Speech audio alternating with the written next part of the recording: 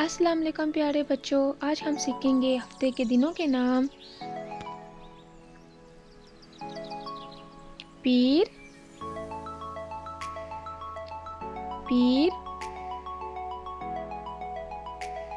मंगल,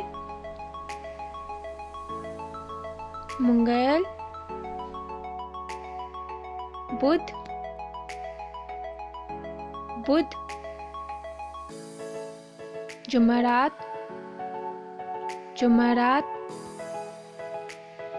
जुम्मा, जुम्मा, हफ्ता, हफ्ता, इतवार, इतवार।